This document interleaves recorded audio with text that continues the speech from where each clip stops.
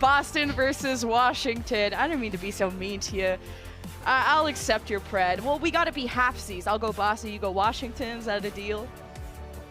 Yeah, sure. Like I think that Washington definitely have a couple of things going for them in this meta. Even if the performance against Atlanta was a little bit lacking, I feel like they were just kind of outpaced by Atlanta and the real power that speedily brought to the fore with the Echo. But I'm not expecting as much Echo from Boston Uprising, to be honest. Probably going to be seeing a lot more mirror matchups today when it comes to the Tracer and the Sombra. We've already pointed out that like Victoria's been a fairly impressive Sombra, so let's have a quick look soon at that Boston roster, and we can talk through what's been happening here. For those of you at home who haven't been keeping track, Punk's dad has got an interesting stat line that he's been keeping over the course of this year about maps that have been won with Punk in and maps that have been lost with Punk out, and Punk's win rate for Boston Uprising is actually surprisingly high, and in an off-tank focused meta, he is absolutely dominating. Whether it be on the Zarya or on the D.Va, Punk is definitely a big piece of the overall puzzle here, Lemon, but Victoria is also coming to his own on the Sombra.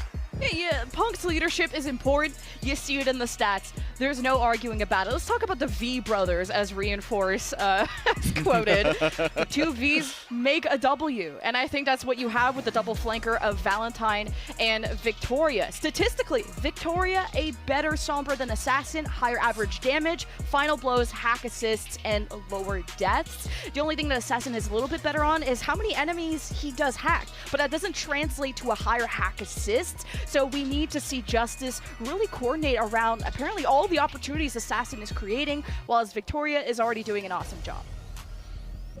Yeah, Victoria's done a pretty fantastic job on that. Let's have a look at who he's going to be going up against, because in our crosstalk, I did talk a little bit about Valentine versus Decay.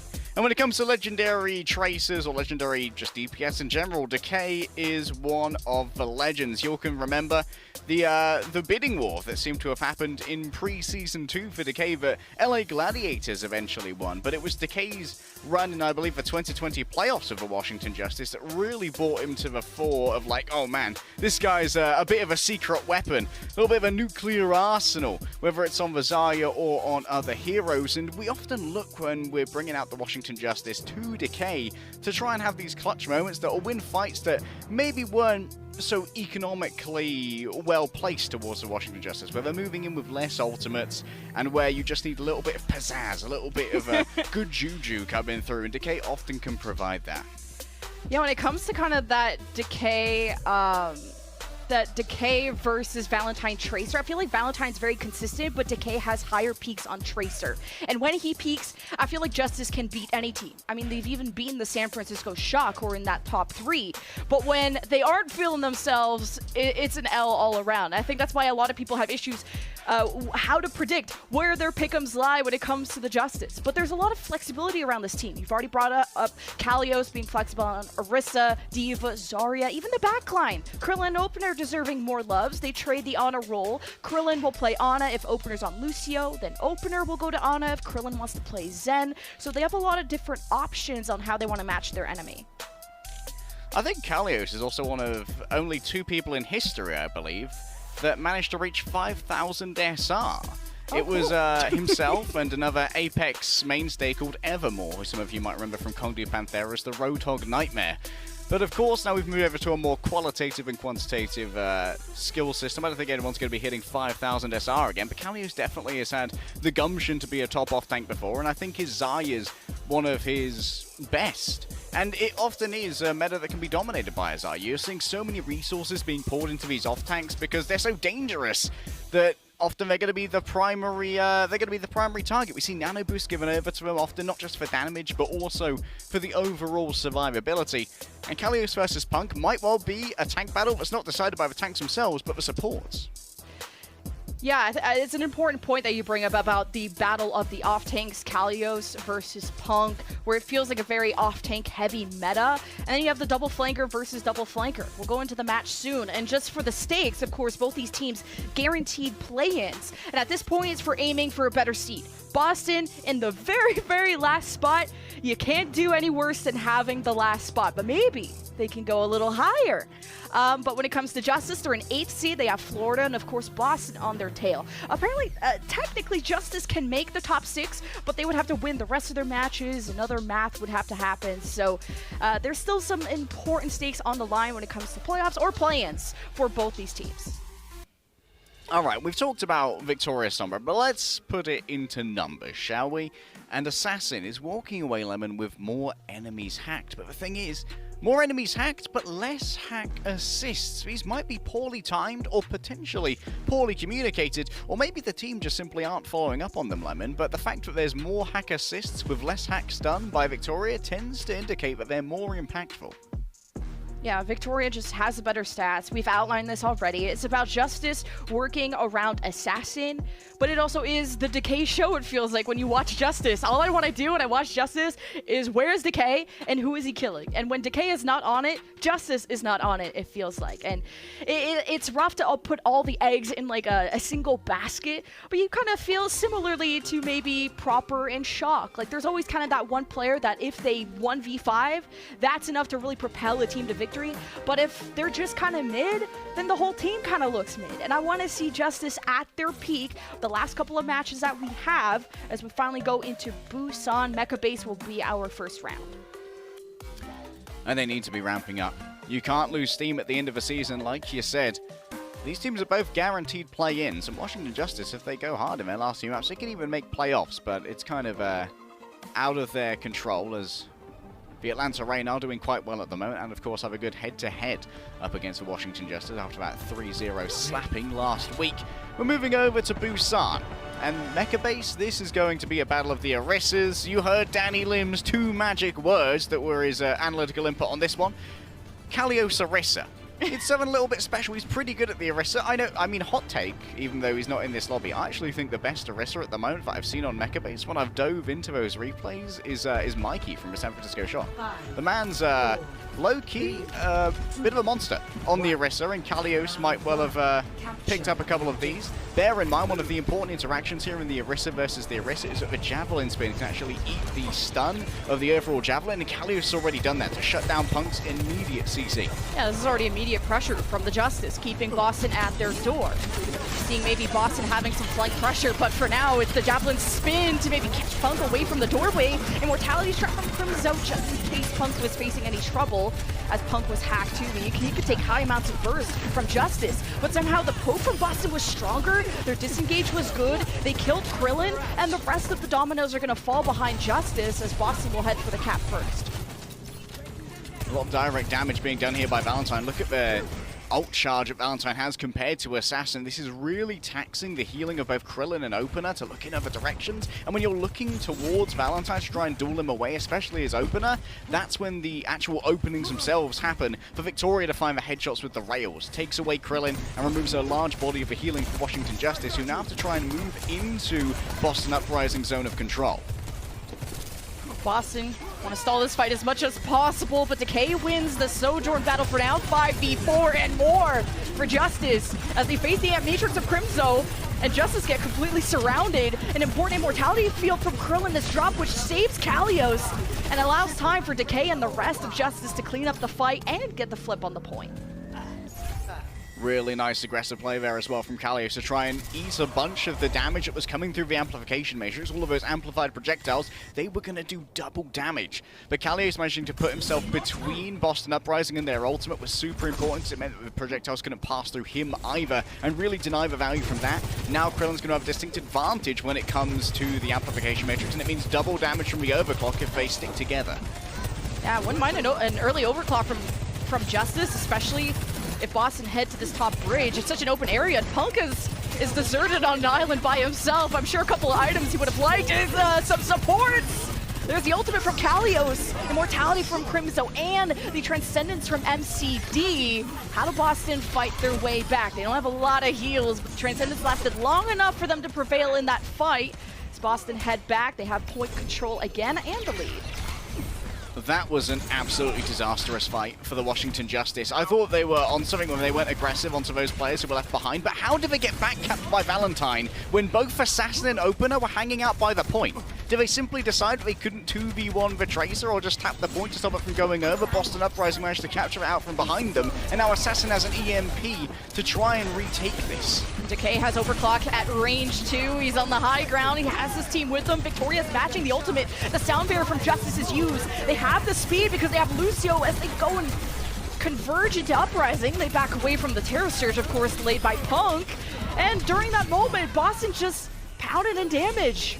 And now they're at 85+%, and Justice are left with last fight. You got to wonder how much Washington Justice are really benefiting from Lucio when I don't think that the overall sound barrier efficacy there from Opener was huge. MCD is putting out a load of consistent pressure with this Discord orb, which can't really be matched by the Washington Justice, who are just lower damage overall. This EMP needs to be huge, and Assassin in the back has at least managed to take down MCD with no problems. It's in the name. He's a little assassin, and no one has clearly noticed his presence back here, as now he just gatekeeps, I think, Victoria there. Justice are very low, though, and Krillin needs to make sure no one dies. Justice do get the flip, but here's Victoria on top of the bridge, uncontested. All he has to do is keep picking away. EMP drop from Assassin. No one is alive to do anything else, but it's last fight now that Boston are at 99% anyway. Overtime about to drain away. Opener jumps on the point. Who's next? Krillin on the menu.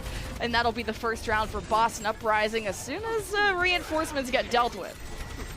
Kalios has moved in, and a nice stun actually helps to take out Victoria. It's Krillin who drops the final blow, and yes, now it is going to be Punk who's in the crosshairs. The Immortality field is completely well placed. A pulse bomb to remove Kalios from the field.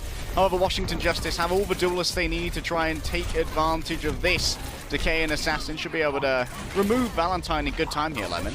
However, Assassin, the armchair analyst, would be very keen here to say that Assassin held on to that EMP for too long, but I'd like to instead give credit to the Boston Uprising. They play a really good spread style, knowing that Assassin was looking for a big EMP to just try and one-click that fight with a Q. But Boston Uprising, they put some good physical barriers in between themselves to make sure that Assassin overall could not get good LOS for a nice EMP, and so he was sort of baited into a suboptimal one. I just feel like that's a massive choke for Boston. Like, you're 5 versus, like, 2, and there is Kalios. A Terror Surge forces out the Immortality and the Transcendence as Decay gets a stick on the Crimzo. Limited heals from Boston. Punk with the Terror Surge hits 2. It's back and forth. Both teams trading blows. It's a 2-on-1 on the point favoring the Boston Uprising. Surely you can't choke this now. There's literally no one alive to turn this around. So now it'll be the Boston Uprising first round win. In the end, Punk's Terror Surge was simply Terror or something. Boston Uprising did actually overlay their defensive measures of both the Transcendence and the Immortality field, but in the end it didn't seem to matter too much. Crimzo still wasn't overly perturbed. And Punk, of course, found somehow a Terror Surge kill on a Baptiste. No exo boots needed. No, maybe they found... Oh, here we go. Let's have a looky. How did this happen? So Punk wraps around after Kalios, gets the instant kill. And, oh, it was just a little bit of nice target focus there. Really good setup from Valentine to make sure that Krillin was in a killable position after the initial pull-in from the Terror Surge. Good job. Yeah, just knowing the exact timing of the Terror Surge is important. Also, Kalios has tripled the deaths of Punk. Punk has the most final blows on his team. Like, Punk, there's a tank gap being created. As we'll go to downtown to see if it still exists with a mirror matchup on tanks, but a speed advantage for Justice. As we'll see when they want to engage. They're already taking up a lot of real estate as Kalios and Punk meet up on the high ground. Victoria at least places translocators. He hopes to just hack and dismantle Kalios. The immediate DMAC from both sides, as Justice only have a one-man advantage, but they are getting harassed by the flankers of Boston, who are not very healthy now that they don't have any supports.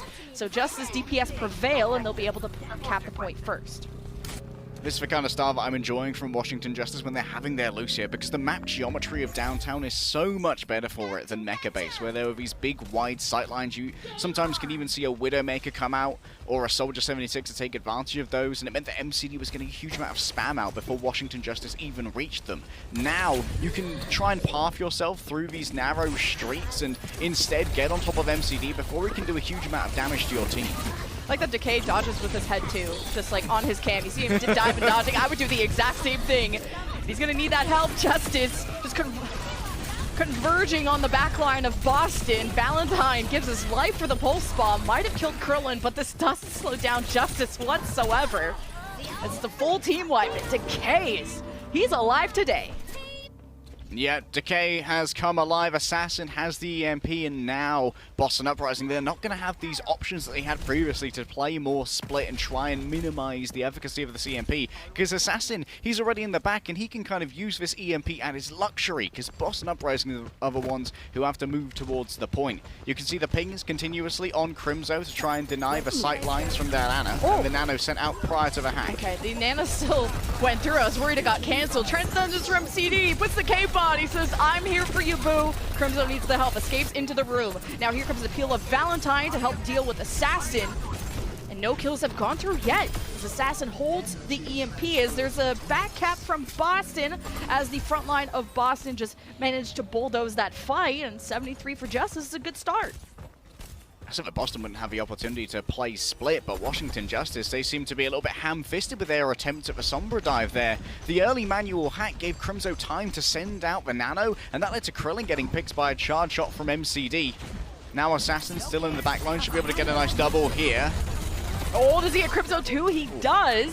With Decay's help, of course. All of Justice working really well together. When we pointed out those Sombra stats, it was always about them converging on the targets that Assassin is setting up.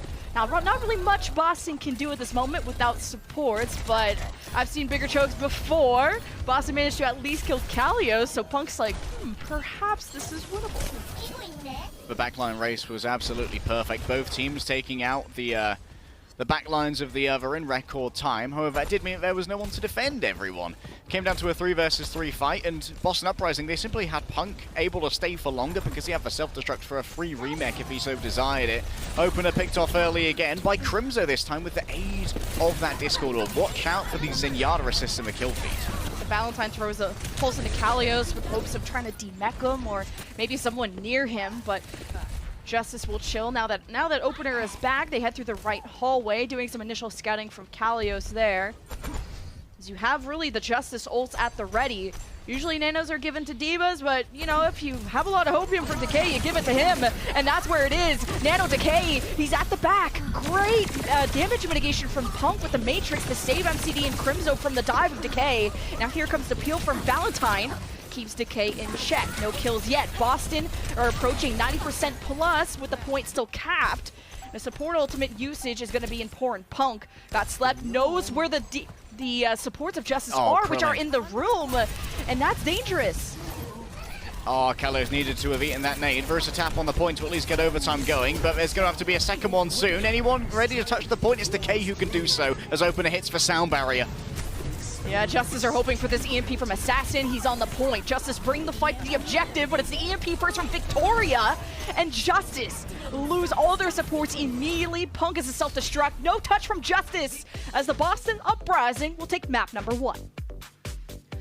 I think, Lemon, that the stats of damage from Opener versus MCD, yes, it is for Lucio versus for Zenyatta, but MCD brought so much to the table here. 5k damage done versus just shy of 3k from Opener. And of course, all the assists that you get with the Discord Orb as well. Boston Uprising, all they had to do was win one fight in each of these in order to be in a defensive position where they could set up MCD to be able to operate with impunity. And we saw that they played so far away that even when Decay was nanoed and triple blinked onto MCD, there was plenty of reaction time for Punk to get in there and start mitigating that damage to allow MCD to survive with the help of his team. Boston Uprising, they're assessing threats well, they're realizing where their win conditions are, and they are protecting them. Decay, despite the loss, 19-3 with like 17 final blows. Decay is A+ today, but not enough for a Justice map 1. But you'll want to stay tuned. Don't go anywhere, because after this break, it will be Justice, seeing where they can go next.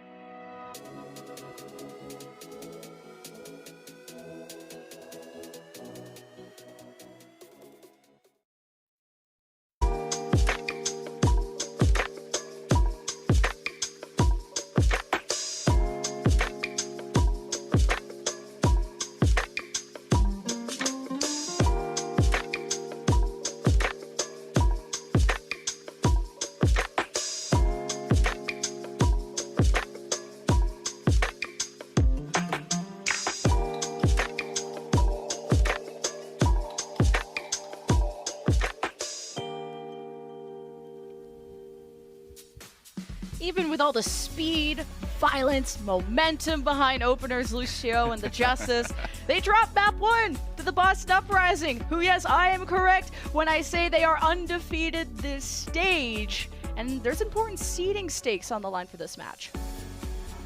Yeah, Boston Uprising, they're looking to take themselves out of that unenviable 10th place. Yes, they can't drop out of the play-ins, which is, woo, excellent.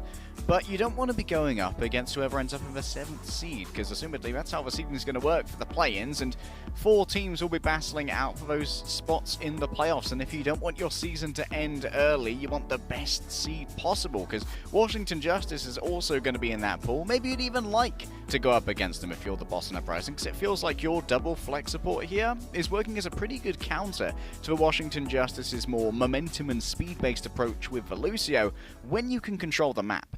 Washington Justice, they're pretty good until they lose a fight, right? Like when they can control the space, when they are the ones who don't have to go for miles and miles through the iron hail guns of MCD, things work out quite nicely. But it's a little bit more precarious once MCD is in control of his own position and can't get rushed down.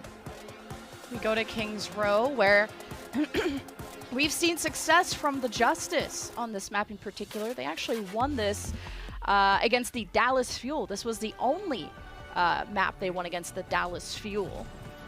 And they ran a lot of Kaleo Zarya with the Decay Reaper on attack, with some double flanker Orisa shenanigans on the defense.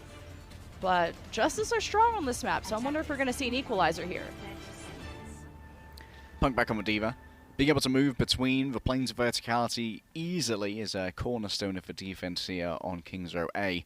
And between Valentine and Punk, it's going to be quite easy to keep this point contested, which means that MCD and Crimzo will be pretty free to just stay on the high ground for as long as they like and try and pocket Punk through a contest, or send Harmony or Valentine's way. And as Opener once again teases the Lucio, one of the things you're going to have to really keep an eye on here is Valentine's efficacy when he presumably is going to be having the Harmony Orb for quite a bit of his active time in these fights. And that might give him an edge in some of these duels against people like Krillin or Assassin or Decay if he dares go for the duel. Oh my god, that was so much damage on Kalios. These are going to be some good orbs. I mean, that's why you bring MCD most of the time for Boston, is for that Zenyatta. Now Justice have the speed again. They go through Hotel, maybe even touching the point. It's maybe going to be up to Boston to drop Punk down and contest, but Justice haven't really poked anything. But man, that's a great sleep from Krillin. Victoria has been found, and that's an opening for the Justice, as they actually head to the high ground first with some presence on the point to start the cap, and it's Valentine that has to anchor for the defense, but now all attention is on him. He goes to Hotel, where I think there's an enemy of Justice in there. Punk about to get demeched, and Uprising have to play from behind, but somehow still living besides that one person drop, but that Punk demech will be costly, and Justice now just getting contested on that third tick. But that two-man anti from Crimson was good, but Krillin's even better. One that Justice actually capitalized on as they are about to full cap and unlock the payload. Just one good sleep is all that's needed, because once you have the initiative, it's so easy to take advantage of that with the speed boost. Opener can try and move in as well. Is this Krillin hitting with sleep? Does he 180 it? Oh my goodness! The big predict, and that's as Opener is booping as well. The follow-up is solid. There's no time to translocate away. And Boston Uprising lose that initiative. Now we see Punk move over to a far more lateral tank in the Zarya. No means of moving between these high grounds very effectively, but a lot more muscle in the front line to try and bully out Kalios. Kalios already used one bubble at half health. You can play this corner pretty safe. They move on through. No worry of holding that choke, but the Nano. Do you save it for the Decay Blade? Are you worried about the Transcendence? You can also layer these ultimates. A lot of game plans, a lot of options, and that's a great stick from Valentine. Boston, man, they got traded out though. They're only up by one. Crimzo, I think Nano, somebody who died immediately, while as Kalios was able to support the front line. He got nanoed and bulldozed through the Boston Uprising. As Justice about halfway through the point B. Most importantly, Kalios gets to keep that 100 energy. Yeah, Kalios keeping that energy is so important when it comes to rolling through here, but Punk also didn't die. Oh, Punk did get grabbed in, so he has lost most of his energy, and that means that building up towards this next grab is still going to be undesirable. Krillin hit here with the anti. No cleanse given over by Kalios, as being quite a Spartan with his bubbles thus far. And now Kalios sees Victoria around the back. The EMP is going to be waylaid for this as the second DPS turns up. There's so much room to try and bully Punk.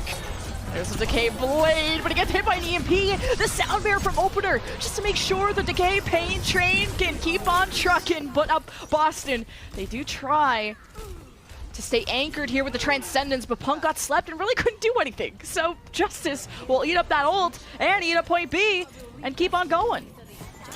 Huge amounts of assists there onto Punk. The target focus from Washington Justice was strong. And Opener is going to be sticking now with Alosia, feeling that in this particular matchup, if they're going for the Zarya versus the Zarya, the speed simply brings more to the table. This also means that Kalios might be able to extricate himself from these very precarious scenarios where you are going to be the primary target focus using the speed boost. Punk with the bubbles is going to be potentially the primary target of Assassin here. There's the first tank with bubbles gone down, and the second is burst. Oh, great coordination from the Justice. They can keep on going. They dodge the pulse from Valentine. It'll be up to either Decay or Assassin to deal with that. Or really, Valentine will just walk away on his own now that he has no cooldowns. Grab from Kalios right at the door. He's antied. Kalios is one. But Boston have no one alive to even finish him off, which means Portal charge for the Justice and Nano remaining. Do you give this to Kalios? Is he charged up? Punk on the other side. Kalios gets the Nano, and he gatekeeps Punk from even touching the point, and that is a lightning fast cap. Almost 4 minutes for the Justice. The body block from a bodyguard. Let's have a little think here about Washington Justice's comp and how the swap over to Zarya has really affected them when it comes to this speed boost as well. Because now it means that Opener can take part in these speed boosts and bring Kalios forward into the battle, but it also means that Krillin's now not as abandoned during those dives. Because previously, when Kalios was going forward on the D.Va, he would be using his boosters to do so, and then he doesn't have any movement cooldown for a couple of seconds. That leaves Krillin open to a backline stab from Valentine and Victoria. Now Kalios, if he needs it, can project a bubble at range to maintain appealing presence on Krillin, even while being able to do a huge amount of damage to the Boston Uprising frontline. It makes Kalios a lot more ubiquitous. An Assassin. I mean, a lot of Justice people don't have deaths. Assassin, Decay, Kalios, 0 deaths. A total of 3 kills from Boston? I can't even believe the stats that I'm seeing right now. It just feels like really good planning from Justice to play off Assassin hacks, and that's kind of the issue that we saw comparing the stats between Assassin and Victoria. So I love the way that Justice improve every game we watch them. Now Krillin over to Zenyatta. It's going to be interesting to see how Punk deals with this, as thus far his tanking rhythm has not had to deal with the additional 30% damage that you are going to be afflicted with during those forays outwards into Zenyatta's territory. But we might see Boston Uprising here try and play for a Nano to just try and run Punk into Krillin and just sort of run him down, because we know how dangerous how dangerous the D.Va can be with the micro missile damage on those Nano dives. Valentine's like, is anyone home? Does anyone want to hang out? The kid's like, sure, I'll deal with you right quick. So Valentine did draw some attention. Almost got that first take, but nothing yet for Boston. It's down to 4v5. They're just going to chill out and do some poking. Crimzo positioning here, though, is going to create a very dangerous area for Kalios to try and disengage himself from if he does get dove, though, because presumably he wants to mortar jump across over to his supports near the Mega Health Pack. Assassin caught in the corner, could be chased. And that's a nasty hack and Discord onto Decay. Goodbye. He actually just got run over, too. Boston playing more together. Punk diving in off of the hacks. Goes to the high ground to at least do some scouting. You don't want to full commit. You don't know where Kalios is. See that he's away from the supports. So Boston, I mean, you might want to just communicate to Victoria and Valentine to go up there. But now that Kalios drops, the attention has to be on him. You really have to count those bubbles and how you engage into the Zarya, what energy she has. Lots of factors when considering how and when to duel with the Zarya, as Boston abandoned the push to go for the final take just because of Kalios, as they hope to just dwindle him down. Boston now go behind him. There's a pulse, this time from Decay. MCD gone. Nano from Crimzo onto Punk because he's already in deep. He kills 2 and finishes off the cap. So the payload now unlocked for Boston. That's the nano dive we were looking to see. Kalios actually went for a double Zarya parkour mortar jump onto the phone box and then back up onto the high ground. Opener got hit by a long-range anti from Crimzo, and that started to mess with the Washington Justice comms. It forced Kalios to consider, do I need to get up there to try and get myself a line of sight on Opener to cleanse that with the bubble, or to try and peel what Punk was doing? Boston Uprising getting those 2 ticks early off the back of the early pick onto Decay meant that Kalios was kind of in a catch-22 no-win scenario where he was the one who had elected to contest, and the rest of the Washington Justice were kind of caught in a bad zone where they couldn't really get healed too easily. EMP should be coming out from Assassin any time now, as Boston Uprising a little bit stacked. Yeah, no, they actually go for the hack onto Punk, and Kalios got nanoed and slept, and just self-destruct from Punk is the easy double kill that Uprising can take to just snowball the rest of point B.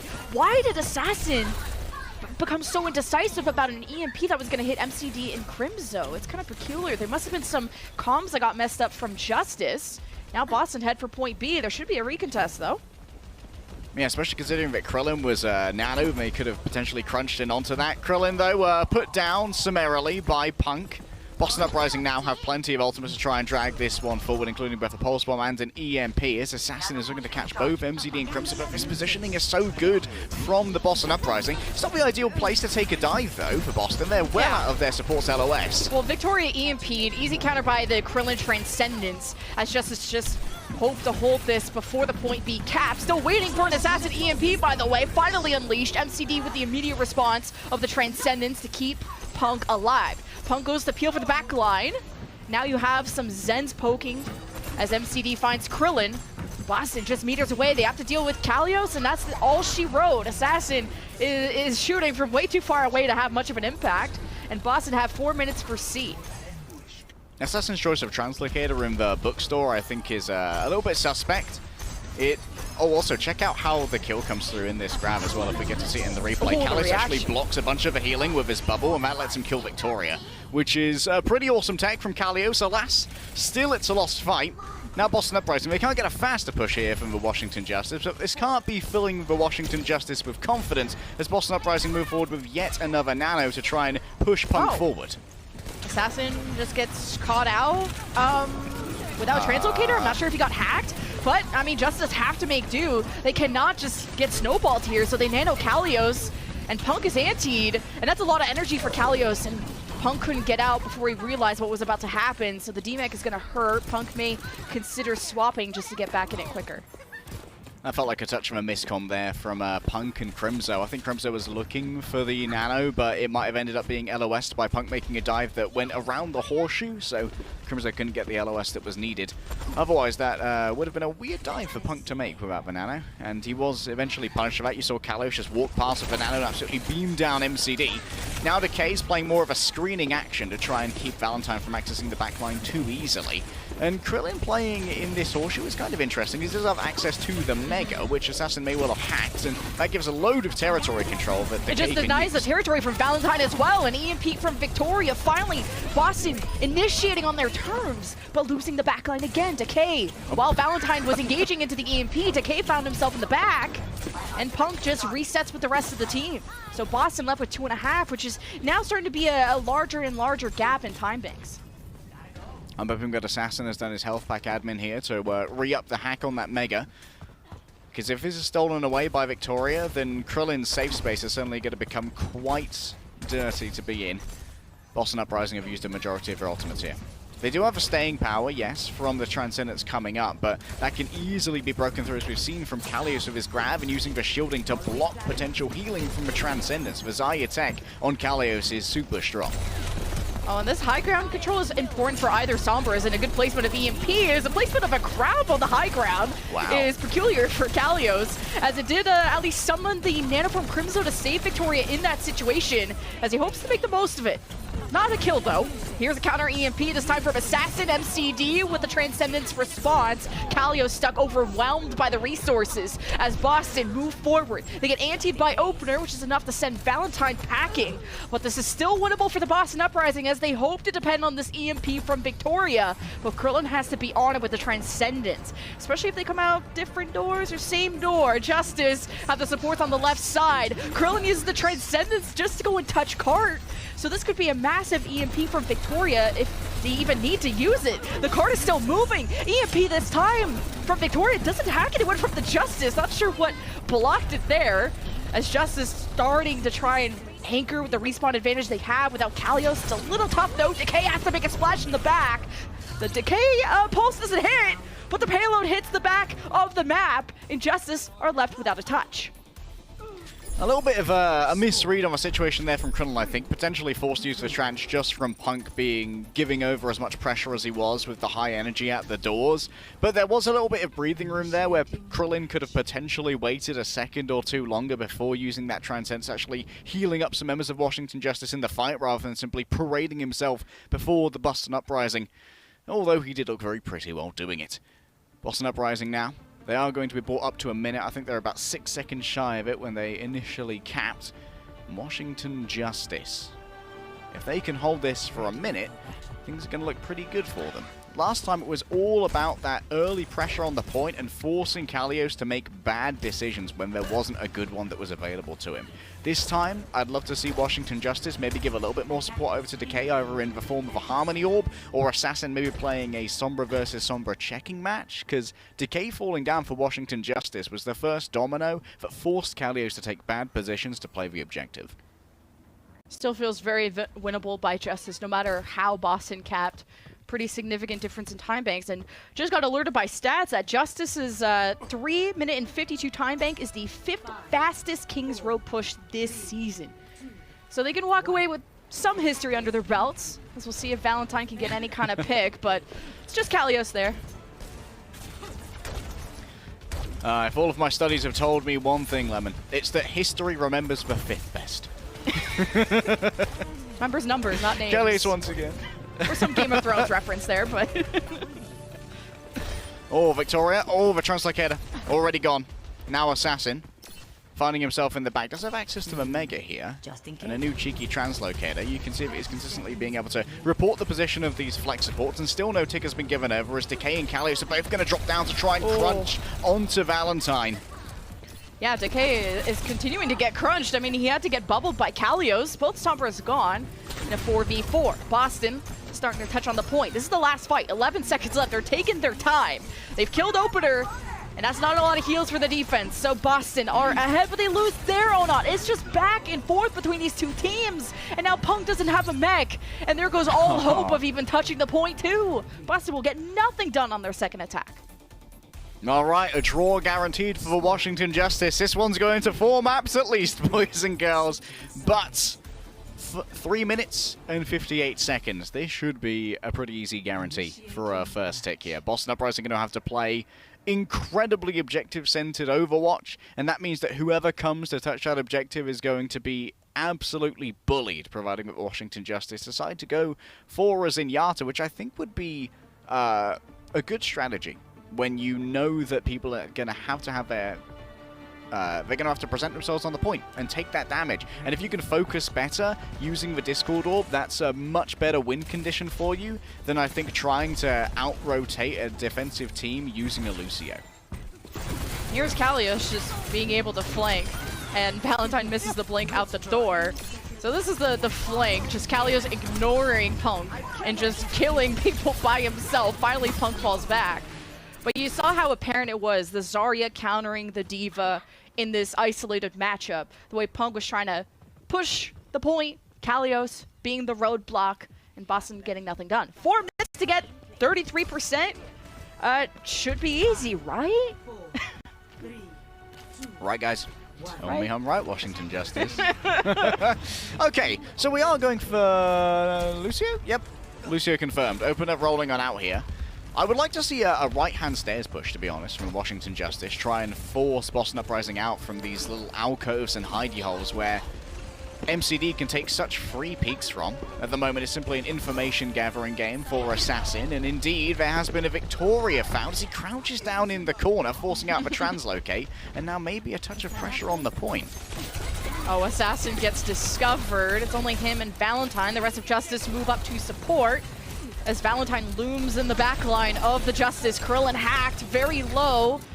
And I think Opener is helping with the push, so Krillin gets left in the dust, and you're probably going to miss out on that healing, but the damage may be more important for Justice in this case. Back and forth, no supports for Boston either. So we're left with, what, a 2-on-2? Now only a 1-on-2. Decay by himself. Won't be this fight for Justice. They got many more to go, though.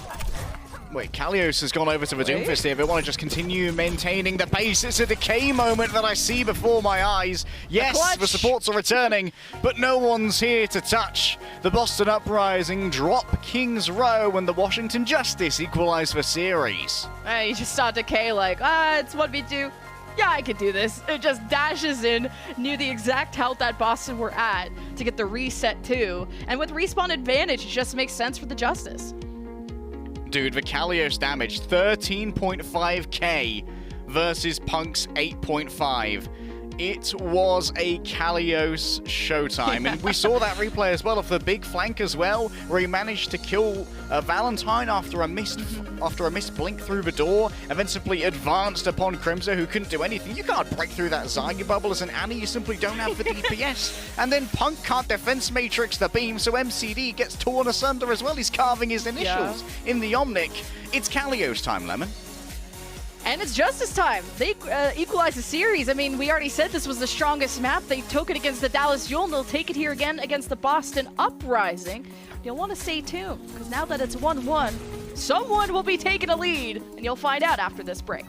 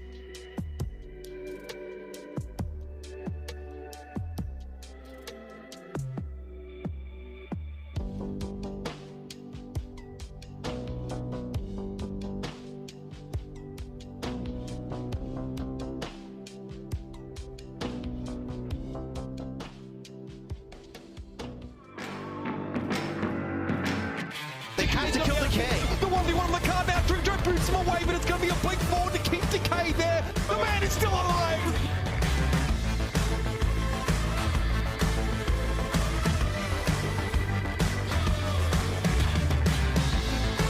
Look at this opener.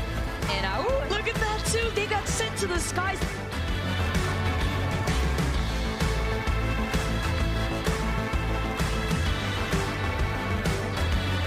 Kalios ready with a rampage here.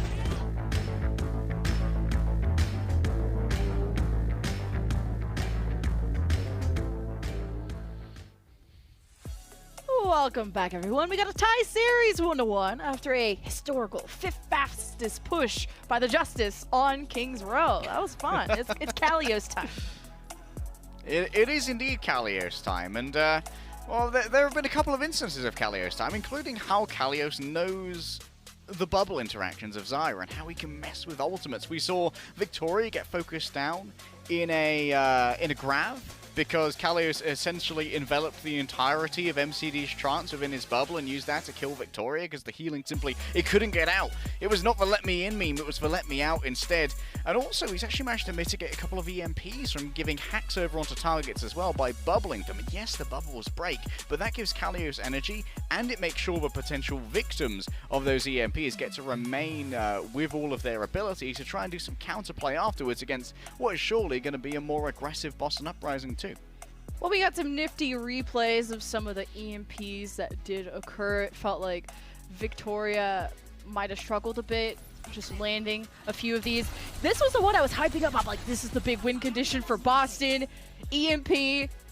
Oh, it did hit Cal, so just Kalios there. Thought it was no one. He just probably died so quick. But either way, it's just tough to kind of get EMP value when you got to worry about bubbles. Yeah, like the double bubble on Kalios afterwards as well. He knows when to play greedy, and although Boston Uprising were able to win after that, like Kalios has been a real thorn in their side who needs to be removed more quickly. And that's part of the reason why MCD brings as much value on the Zenyatta as he does, because there's no armor that the Zarya has. She has to defend herself using her bubbles, and of course gets a little bit of health regen from both shields as well. We've got ourselves a substitution. Seeker coming in for the Boston Uprising in place of Valentine, probably going to be delivering a little bit more hard hit scan prowess, because I think for our escort map we're going to be going over to Circuit Royale, so we expect the Sojourn, the Ashe, or maybe even the Widowmaker. And being with Victoria, who was kind of already having those duties, I really remember how good his Sojourn was on Circuit Royale in particular, so I wonder how Seeker fits into this lineup, because he hasn't played this stage. I mean, Boston have only played 2 matches. By the way, Justice have played 4, so double the amount of time as Boston, so I'm curious to see our fellow Canadian Seeker and how he's going to do, and really how he fits in. Widowmaker, Sojourn, what have you. But against the double flanker, I'm wondering if Justice are going to keep the double flanker or are going to put Decay back on the Sojourn just like he did on Paraizu. Obviously, it's not a huge rivalry, though, but it's interesting to note that Kalios is actually going up against his Origin team here as well. Boston Uprising, I think Boston Uprising are an organization that we could comfortably say had excellent scouting in Season 1, and they actually picked up Kalios all the way in that ancient history, back when I think he was hitting that 5k SR that I was talking about earlier. And Kalios didn't get a huge amount of playtime on that team, who was quickly supplanted by Fusions in Season 2, and it wasn't a glorious reign over the Overwatch League for Kalios, and it took him a while to really find a new place in the league, but Washington Justice seem to have finally started using Kalios as much as he deserves. Obviously, early in this season as well, they were mostly playing Mag, who's now over on the Boston Uprising, but isn't getting to play against his former team. On this map, Circuit Royale will decide who takes the lead in the series and whose pick'ems are starting to get boomed early. I mean, we had double-digit final blows by Decay right in the first map, so you know Justice are starting to hit that peak. But where I thought this series was interesting is that Boston are incredibly consistent. But when Justice are inconsistent, they have, I feel, higher peaks. When they really start to pop off, you feel it. So now that Justice, I mean, you saw the pop-off on a record-breaking Kings Row attack. We'll see what kind of pace they will set on Circuit Royale now that they're attacking first. And the question is, will our teams opt into the usual Sigma mirror match here? I would be so interested in seeing Kalios playing this Reinhardt, because this wouldn't be a long-term Reinhardt. This would be a I want to mess with Punk Reinhardt, because Reinhardt doesn't really have any good mitigation tools against a Reinhardt rush wrapping into him, and we know that Circuit Royale has very much become a map kind of like Havana used to be, where it is the classic strategy to just go for the spawn camp here and try and take advantage of the very limited means of egress that an attacking team has. Oh, so no Ryan? Okay. I wouldn't have minded a speed either. Overwhelming Punk here is going to be the win condition for the Washington Justice, because Punk can do a lot of damage if left unchecked. The Sigmas are incredibly brutal. A little bit of a jump shot and a dink to bring Kalios low, but that's simply going to be converted into ult charge for Krillin now, as Punk is going to have a look at what he's up against, gather the information that is now going to be missing with the lack of Sombra, and leave. That don't miss. Oh my goodness. I'm here for the Decay show. Two-man anti-2 from Krillin to just send Boston even further back. And you gotta hope Punk can hold this corner or the other corner around the fashion store, but there's Decay getting a little too eager at this point, and with an orb range of the Sigma, so this is where Boston can kind of re-establish themselves around this corner, or maybe even the high ground if they get a few more picks. But it's kind of this brawl battle where Punk is trying to respect that distance against Kalios, and he wants to build up energy. And now Victoria's managed to return to this long sightline as well, which is going to make staying on the low ground incredibly perilous. Assassin going all the way in, does get one of the bubbles, and that forces Victoria's cooldowns. Boston are so low. Good immortality from Crimzo just in case, so you can go around the corner, keep everyone except MCD. Now Decay is on the high ground, and I don't think there's any stopping them, as Justice are about to cap point A. They're looking for even more staggers too. This is pain. The mythical Pred, it's beginning to form. Punk swapping over now onto Visaya, looking for a more mobile form of combat, but at the moment, Boss and Uprising, they're simply prisoners in their own garage, and no oil change can fix this one, boys. This is disgusting. Justice just capped A, by the way. Krillin is got forgotten at school. He's hopping. if you forgot about it, it can't have been important. MCD was super hard to heal up there as well, like for the Baptiste, which is unfortunate. And like as Zen, you want to poke out eventually when you have those charged up orbs, and you just, if you're Decay, you just charge up and wait for that to happen. So Justice have a bunch of ults too from rolling through that fight. I mean, multiple fights, but Ant Matrix overwhelms Decay, who was just standing front and center in the middle of the map. Now it's a blade from Assassin who carves through two. Support's gone, and everyone behind him too. Justice are rolling. Are they setting another record for another push? I'm here for it. The Assassin 4K with the Nano as well. Like, off of the Sombra, Assassin's looking much better. Krillin's gone to the Moira of all things. I think after the Nano was sent out, we're simply going to use this to fade back into the spawn and just move more quickly towards the Washington Justice, knowing that they'd not do well without a main healer. I imagine that it's going to be a quick swap here. Boss and Uprising, we didn't have the defensive ultimate of MCD for that blade, but now the Transcendence is going to be available, so you can maybe deal with the next big threat. 14 deaths in total for Boston, only 4 for Washington, if that spells just how much of a roll this is. But this is a good point where Boston, with a Zarya, incredibly strong brawler, can stand in this choke and make it difficult for Justice to keep this giant snowball from becoming an avalanche. It's almost 5 minutes for C. The grab thrown into Punk. MCD has to come in quick with the Transcendence to save Punk, who bubbles himself before he falls over. And Justice lose Assassin as they were trying to enter and deal with the grab. So Boston have at least won a mini fight. That loss of Assassin is also critical because it means that MCD has time to get back up to high ground and wouldn't be punished by going to the low ground to save Punk with a Transcendence. Kalios slowly donk walking up the stairs, and there's the sound barrier. Oh, and the supports are dead. Boston are toast. A good sound barrier gauge from Justice, clearly not worried about the Punk grab, but they're gonna have to worry about it because it's probably coming up next fight. Well, now they have the opportunity to try and play a little bit more spread out up on the high ground. I'd like to see Krillin like maybe wrap around to play on this bridge, or potentially just on the slight high ground that's on the right of your screen at the moment, which would make it more difficult for Punk to catch more people in the grab. The ideal here for Boss and Uprising is that Kalios gets solo grabbed when he has both of his bubbles available, and Assassin can maybe try and play a little bit of appeal by getting on top of MCD and forcing a duel instead. Here's the EMP from Victoria. He's in position. He hits 3. Krillin, Decay, Kalios in trouble. And Boston go after Krillin first, the biggest source of heal. And Kalios has some bubbles as he falls back. And Justice are so incredibly low. Boston just have to go and hunt down these kills, and every stagger matters. But Boston weren't quick enough on the overextension. I mean, it's really only Victoria that can go and farm there. So only 2 kills. Only a pair of kills, not much to be converted into the ult charge. Now Punk is going to have a little bit more trouble when it comes to getting value out of this grav if he goes to solo grav Kalios, because Krillin has the nano boost available, which will give 50% damage reduction. And that's why Kalios is so brazenly just rolling on top of Punk here. Doesn't want to use his bubbles to try and get energy. And now Assassin's been able to wrap around to the side. This is likely once again going to be a distraction attempt to try and take out MCD, so he can't use the Discord Orb on a solo grab Zarya. Oh, Assassin is there and he goes right after Seeker. Someone has to go and contest him, but deals with Opener instead. Now Justice head for the end of point C. And Boston at least have respawn advantage. Assassin is still back here and he has the blade. I wish he'd look at Crimzo, but he's dealing with somebody harassing him at the back. Assassin couldn't get the safety in time. And the grab storm from Kalios. Justice think this is winnable even without him. And they have the time. But the more ults they use, the less resources they have. Boston head to the high ground. They don't have Crimzo or Punk. And no one left to contest, baby.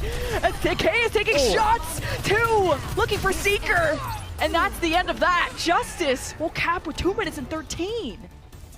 A quick bump and bounce. MCD getting taken out in that early nano dive as well is so important, because it means that the Discord Orb can't stop Washington Justice from rolling forward, even undermanned. Assassin does, yes, give his life. Couldn't find a good line of sight in which the Ana could heal him. But then Kalios says, okay, so no trans? I'll just solo grab Punk then, and we'll see if we can actually make that kill happen.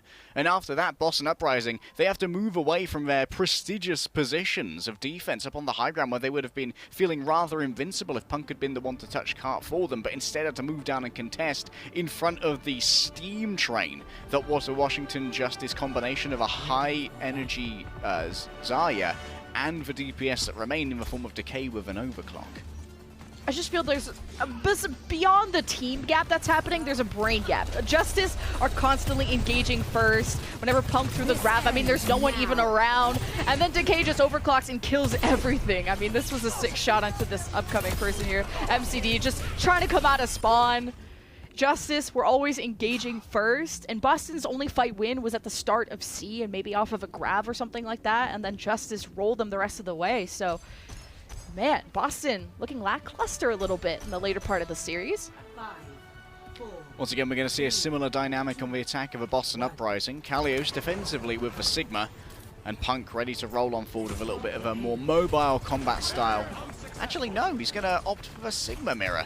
The confidence of Punk here could betray that they're looking for a Victoria early hack onto Kalios, maybe, to potentially remove that shield and eat up the chance of using one of those kinetic grasps. It's going to be all about coordination on the part of the Boston Uprising there. Yeah, Kalios playing this far forward is a shield that only helps himself and maybe Assassin if he's going to be playing deep like that. It's not necessarily helping Decay or anyone else at the back on the high ground. That was kind of a difference in positioning because Punk played on the bridge last time. Assassin going after MCD. So close to killing him. Sees the immortality. Assassin just trying to coordinate with everyone else, but really, who else is there left to kill? Assassin is looking for any targets at this point, as it seems like a Justice team wipe. Boston heading back to spawn. That was actually a really well-practiced position there by Kalios. He got a huge amount of value out of dodging the accretion. Couldn't dodge that one, though. Washington Justice! Oh, no. The spawn camp feed. They're going to have to give away all of this space now, if they can even escape at all. Remember, they've got no speed, but Boston Uprising, equally slow at the moment. And now Kalios can't play that little corner that he was playing previously, which allowed him to dodge the first accretion and survive that initial dive. But if Punk hits the accretion, because Kalios feeds into spawn, well, it's an entirely different story. And now Punk has a huge advantage on the Gravitic Flux. Almost got it now, and Krillin's not going to be in a position to answer this with a Transcendence for a while. Oh, Victoria hacked Decay. He's toast. He was probably focused on just trying to get charged up and hit some shots. Now Assassin is next on the hit list. Boston's DPS going after the carry's pretty important, and Kalios gets nanoed. It won't save the point, and Krillin didn't want to help out with that, but wow, Boston going to cap point A just as quickly as the Justice had it. So Opener's not swapping to BAP. Why would you use the Nano on Kalios at 1 HP when you'd already lost Decay, if you're not going to swap to BAP? Interesting decision there from the rookie support of a Washington Justice. That's one less tool in the kit that Washington now have. Alas, remember, Kalios has the Gravitic Flux, but Crimzo can answer this without having to expend MCD's ultimate using the Immortality Field. Meanwhile, Washington Justice, the only way they can really deal with it is by using the Transcendence. And also, you can hack EMP! There it is! Victoria just immediately dealing with Krillin. That means no Transcendence. And if Punk is feeling not so good, he can just pop that Gravitic Flux while there's nothing else. Assassin, what are you thinking? Blading Punk? He maybe thought he was low enough to kill and get a reset off of, but wasted ult there as Boston continue their track. Alright, it is the swap over onto Hanzo, otherwise I was going to be 500% done with these Washington Justice ults. It's not looking amazing. Remember Kalios, he's going to have to potentially move through a tiny choke here in order to try and hit a Gravitic Flux that can be hacked easily by Victoria from the back, and that's why there's a huge amount of space control going on here with both a Sonic Arrow and a wide angle. A little early overclock. Present yourself. I dare you. Body shot into Decay. Not enough. Justice. Got to be really careful with either Grapplux, because this can be hacked. I mean, Victoria's dead, so no hack. Kalios now with his Transcendence still in effect for MCD, trying to heal everyone back up, but the opener anti was so annoying. And then Decay gets to just clean everyone else up. Sick 3K, bud. Lovely aim there from Decay. Victoria swapped over now onto the Widowmaker. Or rather, it's going to be Seeker as well. Double hit scan versus what you could say double hit scan. Like, obviously Hanzo's a projectile, but he does have this long range one tap potential. It does characterize him as a sniper. Crimzo needs to try and play like a double phase push here, like a phase 1 to try and get the Washington Justice to move back, something like a pick from either Seeker or Victoria, or a well-placed body shot from a railgun, and then find a very low Washington Justice in a corner to take advantage of with the ultimate. Oh. What is this? That was all cool, but Boston, yeah, it took too long for them to get picks, and eventually if the Hanzo's not going for picks, you can also just hit the shield of Punk, and I think that's how he got overwhelmed in that frontline duel, because Punk was the first one to die. So you got 2 minutes left for Boston just to get point B, and if Justice don't even have to test Victoria, they can just hide away and hope that he doesn't jump snipe them. Oh, Victoria just about survives the long-range rock there from Kalios. It's worth noting Victoria's competitive history as well. He was with Uprising Academy for quite a while. He was their hit scan specialist, mostly playing on the Ashe, so he's all about those flicks. However, thus far, has been playing about equal trading with the Washington Justice. There's a lot of this space actually been given away. This is going to be in a very effective Ant Matrix that everyone's going to hide from. And Kalios is trying to push them away from it. He got nanoed, but he's still taking damage forever. It's not invulnerability. Boston overwhelmed the front line as they work together. Seeker just hit a 3K. Just hit that Decay impression there, so Boston will be able to cap B. And I was talking about how Crimson needed like a two-phase push there, but I'm really surprised that Washington made the first phase simply Boston walking upwards. They gave away so much space there, likely hoping that they could potentially drag Boston Uprising into a position where they could easily be taken advantage of by the Dragon Strike or something, but allowing Crimzo that much freedom to use a incredibly effective amplification matrix was huge, and Punk played really well getting the accretion on Kalios's kinetic grasp. That's not great. So no trans? Not today. No, sir. Victoria was just on the top bridge too, so any exposure to that pool window that I'm sure Krillin was just looking to charge up some orbs at. Good read by Victoria. That means halfway for Boston to C. So you got to worry about those grab fluxes, but no Sunburst to hack it out. You just got to worry about the Transcendence. So we'll see who... wow, Victoria does it again. Picks after picks. Seeker with the overclock. Sees someone trying to contest him on the right. Says no thanks. Decay shut down. Krillin tries to anchor with the Transcendence, but it's not healing anything. This is a free grab flux from Punk as he floats above the Dragon Strike thrown by Assassin. And this could be a completion ready for Boston. They haven't really lost anyone yet. Kalios at 100 HP. Opener's doing his best, but he's won himself. Justice could not just get any picks until this moment. And Boston just had to deal with Assassin, and this is a full completion. Krillin will eventually fall as well. Yep, there's a full completion. It's not the same time, that Washington Justice had, but hey, completion's a completion, and honestly, Victoria dominated that last point with the Widowmaker. Washington Justice kept giving away these free picks, and the way that they were positioning Kalios in particular to go down and contest the payload, even though he was the only one who really could, meant that you were usually going to be exposing either your Ana or your Zen when they were going for their heals on the main tank to the long-ranged DPS that Victoria could bring. I would have liked to have seen Washington Justice put Assassin away from the Hanzo and instead onto the Genji so that he could either be proactive in taking space away from Victoria or be the one who actually went down to contest the cart, considering that he has wall climb and can escape easily using the Swift Strike, because Kalios was so easily overwhelmed when he got discorded. And even Seeger had a pop-off moment at the end of point B for Boston. Hey, we even have a replay of him. Good morning, Decay. Is this what you ordered? Hot and ready for you. But looking at the stats too, 13 final blows for both Decay and Seeker. And very pretty close equal damage. 8.6k for Seeker and 7.5k for Decay. So the fact that Seeker just gets subbed in and goes toe-to-toe with Decay is more than enough that you can ask for Seeker coming in. Yeah, remember that a lot of these players who have been on the bench a little bit, they get a lot more chance to practice Overwatch 2 now, after the release on October 4th. Keeping those mechanics nice and fresh. Oh, Victoria, I think you may have seen the little puff of dust from Assassin's fancy footwork on the masonry. Does reveal the location of that. This is very brazen. This is incredibly brazen. Maybe they don't expect for the Zenyatta to be here as well. And it's going to be a... Through the palm tree and That's everything. enough out of you. Oh, my queen, Victoria. Pop off, girl. Well, what else is there? Justice, have somebody on the right side. Assassin, up to no good. Gets rocked by Punk. Probably didn't even know he was there. Either way. Boston, Victoria, stop. PC check? Anyone? But Justice don't have DPS, so how do you contest this point A? I mean, Boston only have one on cart, so they still have to probably win another fight before the cap. And this is with Assassin on the Genji, who's supposed to try and deny space from Victoria. No one else on Boston Uprising is really getting much ult charge because there's no damage to be done. It's been hogged by Victoria. Kalios has used most of his utility already, and he's gone. He has so many final blows this round alone. And with the low timing that Boston had, these picks are so crucial to making this winnable. Oh, Krillin, counting his lucky stars after that one. And now the Infrasite's ready to go as well. Decay and Assassin, they've only just about got halfway to their ultimates. Boston Uprising have every advantage they could possibly want in this fight. They simply have to not overextend. And remember, we're in overtime now, so they consistently need someone on that car. If they take forward fights, they'll be undermanned.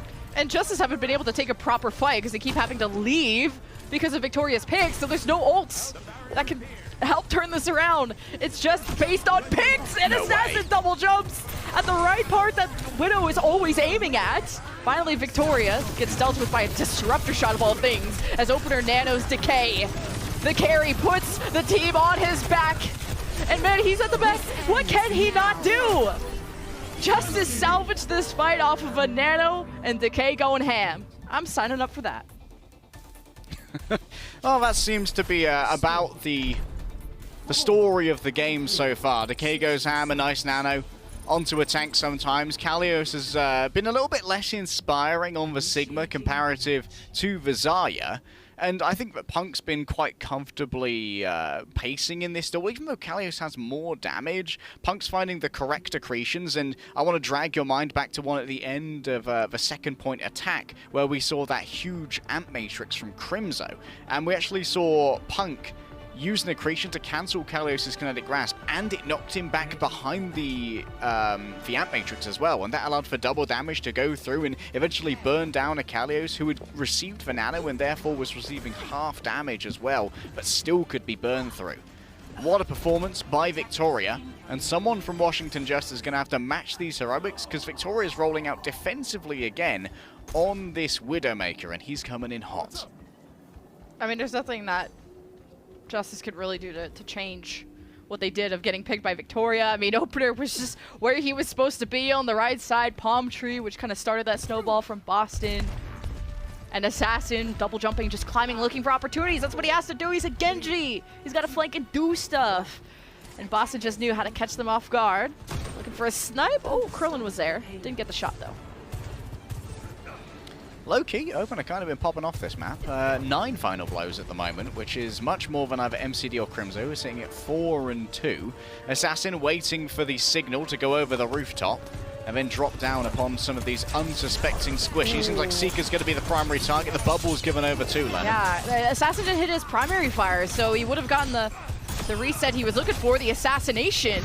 But he deals with Punk instead, who couldn't disengage around the corner in time or get the support from Crimzo to do so. So Justice already surprising Uprising so far, but still probably have to win one more fight before that point 8 cap. I mean, even if there's no squishy assassination, there's value, right, in distracting all of those squishy targets to leave Punk isolated in that position where he can be followed up upon. Victoria's got himself a lovely sightline here, but needs to be careful about Assassin's reflex or a charged up rail from downtown. The reflex burn means that Assassin needs to get out of there toot sweet. Oh, I like the French. I'm teaching you a thing or two. We'll work on the pronunciation later. Buongiorno. That's not it. Justice is just fight it. You got to worry about Assassin getting randomly picked as he's being really eager. There's Justice having some Lucio support and trying to run over Punk, and they do so already. Victoria 3 HP in a dream. Justice cap A, no problem. And these staggers are pretty important. Justice could maybe establish themselves on the high ground and deny that advantage from the Uprising. The biggest advantage that Boston have right now is to try and outpace the tank ultimate. Punk is only 4% away from Regretic Flux, and there's not really anything on Washington that's going to be able to accurately answer it unless Kaleo saves all of his bubble. So trying to force him out early from some Victoria damage or MCD volleys is going to be critical. Box approaching the spot of victory, and it's all the ults from the Justice, claiming already too the main healer, Crimzo God, as he drops the Matrix, and you only have Punk and Victoria left. They're contesting, but wait, yeah, Victoria kills one person. There's no supports for Justice, but no one left to contest. So the Washington Justice sail away to victory and are now on match point. Washington Justice pulling ahead 2-1. They called me a madman, Lemon. They called me a madman. I did as well. I thought you're off the goop for sure. I'll tell you what though, opener with 10 final blows over the course of that map, it was a little bit of a stealth pop-off game for him. I noted this just before we started our final round, and while I have had my complaints about openers Lucio in the first 2 games, I think that he has overall been trading pretty effectively with MCD and Crimzo, and Kalios remains incredibly dangerous. Still gotta give some credit to Boston of how far they got with how little time they had.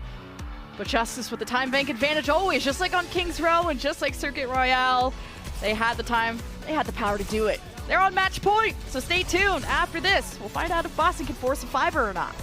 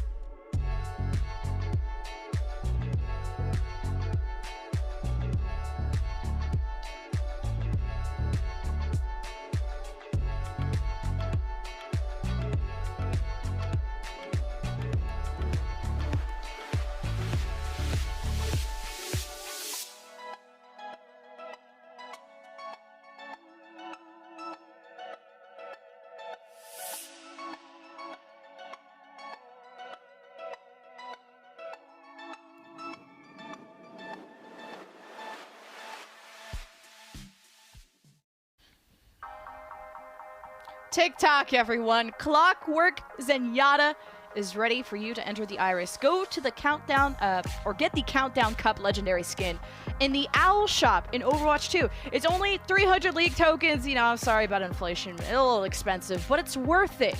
Look how golden, shiny, beautiful he is.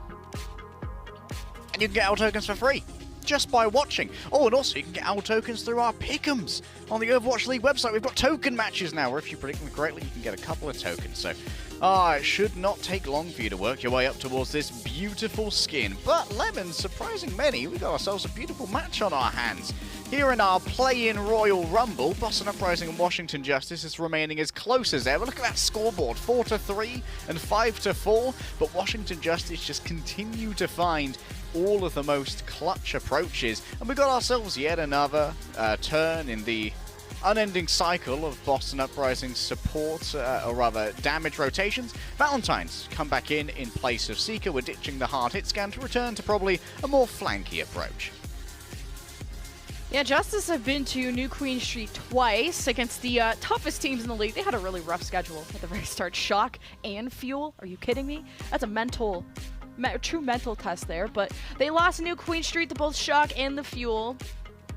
Maybe no surprise, but we'll see if this is maybe a weaker map. But at the time, Justice ran Kalios Orisa double flanker and poke comp with the Zen Bap.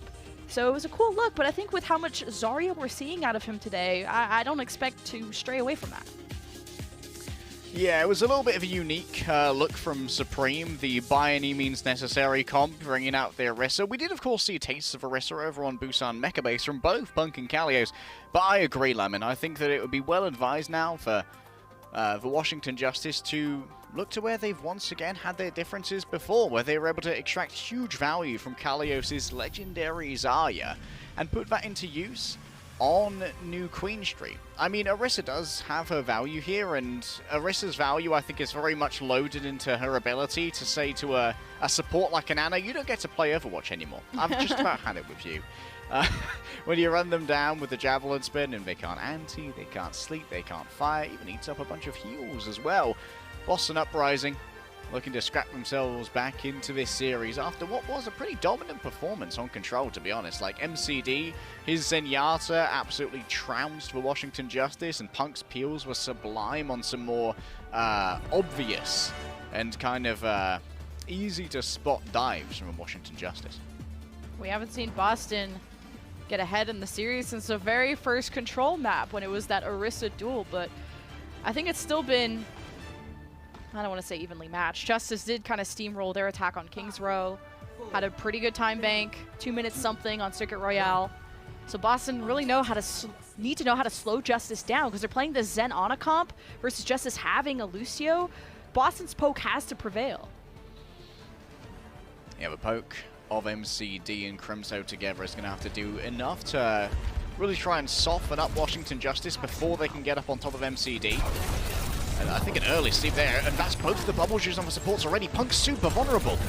This is just not a spot you usually see a fight kick off on New Queen Street. Usually it's over at the hockey statue, but Boston just had their flankers in a better spot at the beginning.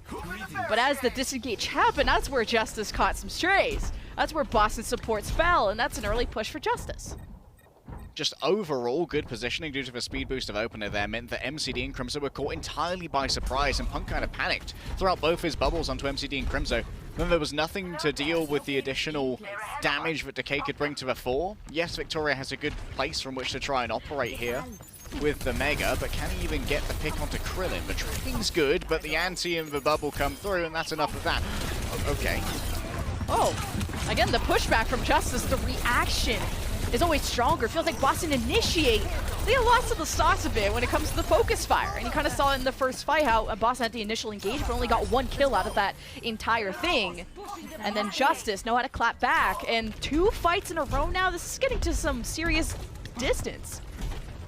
I love seeing Opener start making aggressive moves as well to try and control the positioning of Punk, because the Zarya has no mobility. If you can boot her into a more vulnerable position, then escape is going to be incredibly difficult and demand a huge amount of resources from your healers, whether it be the Nano Boost or the nade from Crimzo to try and give over that extra healing as well. I think that's a missed pulse bomb from Valentine, I heard in the back. And Nano Kalios, but Decay is slept, and Krillin is dead from poke at range from a Zen of all things. So Justice thought they had the go-ahead. Also, the bot is leaving. It's been stolen and robbed away by Boston, who at least finds some signs of life. 57-meter push is good for Justice, not a game-breaking one. Assassin with the EMP though. This is what's going to decide the next battle. And Punk can of course try and wipe away its effects using the cleansing properties of the bubbles, but after they're gone, Punk does seem to be the preferred target of Washington Justice in so many of these fights. Decay's already dead. Unacceptable. Yeah, Decay kind of fighting for lowest ult charger. He keeps getting hacked and caught off guard, so Boston continue to truck away. Now the two Zaryas meet. A Graviton from Punk, and he makes the call. Kalios' anti can't be saved. Opener didn't have the sound barrier. So Boston have started their own snowball, as now maybe one fight away from matching the score of 57 meters. About to have checkpoint unlocked as well, and Boston can sit up on the high ground. Victoria killing Assassin is an important stagger to guarantee Boston of getting a lead here. And Decay had only just arrived as Kalios got grabbed. Washington Justice refused to cede away enough ground to really get a full reset here. And even a single centimeter here for Boston would be super valuable, and it's given over. Kalios just a touch late on the tap. Oh, but the EMP, Kalios is thinking about the grab. Victoria ruined all his plans, and he killed Krillin. Opener had to really think about whether the sound barrier was worth using, if this fight was salvageable, and he made the correct decision. It's not, but this lead is getting real big for Boston. And we're going back towards the problems that I cited after Busan here. Washington Justice do have the speed of Opener, but they're having to go around these long areas with Punk kind of playing an interception model that allows MCD to go for quite a bit of poke in the pre-fight. Opener's already low, the stick comes through, Krillin can't be saved. Opener was getting harassed, and he's like, nope. Actually, this is for you, Krillin, specially delivered. Not like Justice are dead yet, they got their own kill too. It's 4v4. Justice have respawn advantage. We're reaching 91 meters as a Decay Blade carves through the bubble, carves through the supports. Who else is next? MCD, kill steal. Either way, Justice are alive. The fates themselves have aligned in divine judgment to say that Decay will die no matter what. That is a mad 90-degree snapshot there from MCD after a Decay who would basically disengage. What a gamble to make, and comes up aces in this case. Kalios still has the grab, manages to find Punk early. And you hack MCD, but he doesn't have anything except death, along with the rest of Boston. Even a sound barrier being committed there from Opener. Maybe you could have saved that either way. Justice are trying to match that score 40 meters away from doing it. It's going to be at least 2 more fights to get that.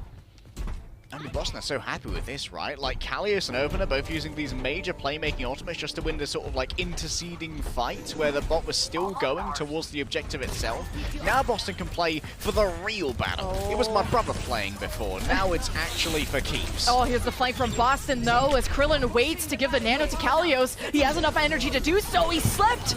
And Crimzo's going to write a letter to someone in the morning. Who woke that up? But Justice aren't getting kills. Kalios doesn't know whether to look in front of him or behind him because Valentine is on a flank, and there's a hack onto Opener who's so close to dying. The grab is thrown from Punk, and surely this means defeat for Justice, who really needed the momentum push. But at least there's still 4 minutes left, but it just takes so long to get back to this point.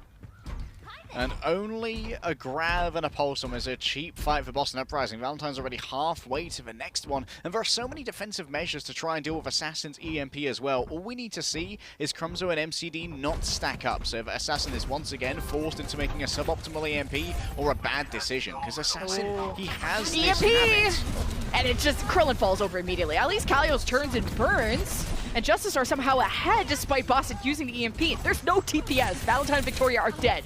So Decay should go on the hunt. There's no one to stop him, of course. And a stick, that'll be end of that. MCD next on the menu.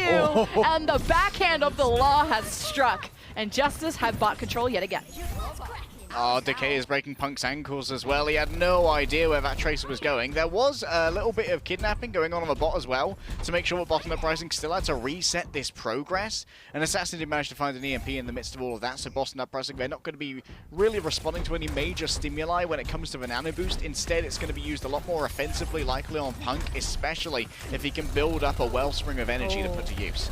Punk is trying to deny the checkpoint here. He's used a lot of bubbles. He's kind of denying hacks from Assassin. As Justice needs to get to this checkpoint, need back-to-back fight wins, but as they disengage, Valentine is on the hunt. He's killed too! Boston coming together when it mattered the most. And on top of, Nano Punk, who's just some human microwave at that point, Boston back on the bot. It's looking increasingly difficult for Washington Justice to actually string together some of these fight victories. Opener very nearly has yet another sound barrier, but how are you going to use it? Likely to try and answer the sound barrier. It's going to probably be to try and shut down Kalios. Oh, Punk! Transcendence! Wait, did he get anti? Punk didn't get any of that healing. Must have got antied. Crucial play by Krillin. For the grab play by Kalios. Losing Kalios, resetting that energy is going to hurt. Valentine is clutching up right now. And, shout out to MCD too. Supports do frag out too. And despite Justice pulling the trigger on these ults, it's Boston that get ahead. It's yet another lovely bubble there from Kalios that actually stops the healing coming through from the Transcendence, and then everyone can coalesce. Oh, we were so worried about Punk dying, but we didn't see the interrupted sound barrier. Oh my goodness, I'm hating Lucia more and more. Please play Zen. They need to utilize the speed to really run over Punk if you're going to justify this, or important boops to help Krillin, because he's getting pressured a lot. Still 91 meters to 79 with a minute and a half left. First kill for Boston. They're very low. They have to be careful. You got to wait for this nano from Crimzo. Can Punk survive? Valentine is slapped after delivering the pulse bomb to Krillin. At least he got some revenge out of it. But Boston really don't have enough members to keep this going, but they're the ones that are ahead. They can just try to keep the bot where it is, but they also don't want to get staggered, and it's too late for that. Only a minute remaining. Do or die now for Washington Justice if they don't want to go to control. Victoria and Assassin. A song of 2 EMPs in chorus will be striking, but who can answer it better? Likely Crimzo with the nano boost, using it defensively to keep Punk alive when he takes a huge amount of damage. 40% of his current health will be drained by the EMP if he does get caught by this, but good positioning from the supports trying to isolate themselves from each other will be imperative. With 45 seconds left, Justice have to win every fight. And there's the EMP. MCD gets not only bubble, but nanoed. Boston doing everything to save their backline, and it works. Valentine is also hacked. He can't be too aggressive at the moment. Justice takes shelter in the pack room as Boston start to surround it, kind of look through every doorway. Decay tries to blink out. Kalios is making some room. Opener is slept. Is this something Boston can capitalize on? And they do. Justice losing that is gonna hurt. No speed, no aggressive engage. Now Decay needs to also not die. Any stagger's heal is just hurting Justice. With 5 seconds remaining too, they have to go all the way to 91 meters or we're going to a game 5. The overtime starts now. Kalios has the grab, but he gets EMP'd every time he's thinking about it. Victoria is one step ahead. The grab finally thrown by Kalios, but the transcendence of MCD keeps Boston kicking as they're looking to deliver one swift one to Kalios. Although he's nanoed, he's tough to kill. The antis from Crimzo landing on those tanks. That's a good grab from Punk. The sound bear from Opener is crucial as they survive not only that, but the pulse bomb that Valentine threw as Justice had bot control. Opener got the sound barrier at the perfect time, but now once again someone of the Washington Justice is sleeping. Kalios takes one, an Assassin another. The horde of red washed with blood as skulls are mounted upon the skull throne. Boston Uprising are sent back to spawn, but here the healing is not going to be enough, Lemon. It's only Opener, and he can't afford to leave to bring Krillin back. There's the finish line. Justice, a victory ahead of them, 3-1 if they get it. Boston have at least Punk anchoring it. Valentine by his side. Decay misses a crucial pulse bomb. As a first kill can mean so much. It can mean an avalanche as Boston is getting overwhelmed, but now he gets nanoed. Crimzo is there to support him as he looks to try and deal with Decay. And MCD is fragging at range. Now he goes up to the window to deal with Krillin too. Justice now have Krillin hacked. They need to keep him alive. This EMP from Assassin drops. It only hits Punk. It gets the D-Mech they need. But Justice don't have card presence. And now they're hacked even more. And Justice cannot get to the finish line. And Boston will force the Game 5. MCD is bringing so much to the table. 10 final blows over the course of that push, compared to 1 from Krillin, 2 from Opener, and he's doing basically double the damage of the Lucio as well. MCD is on one at the moment, and his trances, yes, they have been denied value by Kalios, but in the neutral fights, the Discord will bring so much to the table, and the raw damage is so hard to keep up with for Krillin because he's having to try and keep Kalios alive compared to the dives of Valentine and Victoria as well, who are not negligible damage. Punk is also just bullying through, and MCD on top of that can occasionally be just the amount of damage that tips things over into the red zone and finds those final frags. A lot of final frags for Valentine too. 16 final blows, the most of his team. He is a menace. He is a demon in that backline. And Boston pulled through to force the Game 5, so you'll want to sit tight. Get your popcorn. It's going to be a long one. See you on the other side.